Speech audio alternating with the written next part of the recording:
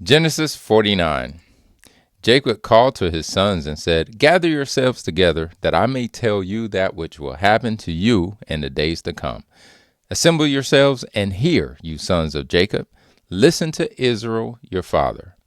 Reuben, you are my firstborn, my might, and the beginning of my strength, excelling in dignity and excelling in power.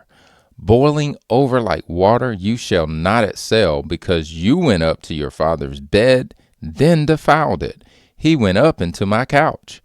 Simeon and Levi are brothers. Their swords are weapons of violence. My soul, don't come into their council.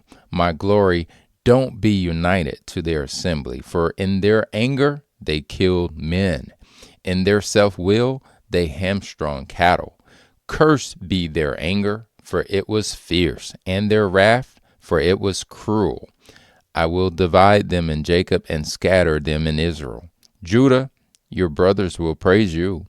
Your hand will be on the neck of your enemies.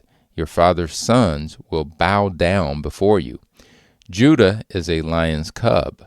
From the prey, my son, you have gone up. He stooped down.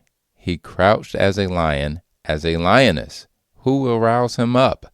The scepter will not depart from Judah, nor the ruler's staff from between his feet, until he comes to whom it belongs. The obedience of the peoples will be to him, binding his foal to the vine, his donkey's coat to the choice vine. He has washed his garments in wine, his robes in the blood of grapes. His eyes will be red with wine, his teeth white with milk. Zebulun will dwell at the haven of the sea. He will be for a haven of ships. His border will be on Sidon. Issachar is a strong donkey, lying down between the saddlebags. He saw a resting place, that it was good, the land, that it was pleasant. He bows his shoulder to the burden and becomes a servant doing forced labor. Dan will judge his people as one of the tribes of Israel. Dan will be a serpent on the trail, an adder in the path that bites the horse's heels so that his rider falls backward. I have waited for your salvation, Yahweh. A troop will press on Gad, but he will press on their heel. Asher's food will be rich. He will produce royal dainties. Naphtali is a doe set free who bears beautiful fawns. Joseph is a fruitful vine by a spring. His branches run over the wall. The archers have severely grieved him, shot at him, and persecuted him. But his bow remained strong. The arms of his hands were made strong by the hands of the mighty one of Jacob. From there is the shepherd, the stone of Israel, even by the God of your father, who will help you, by the Almighty, who will bless you with blessings of heaven above, blessings of the deep that lies below, blessings of the breast and of the womb. The blessings of your father have prevailed above the blessings of your ancestors, above the boundaries of the ancient hills. They will be on the head of Joseph, on the crown of the head of him who is separated from his brothers.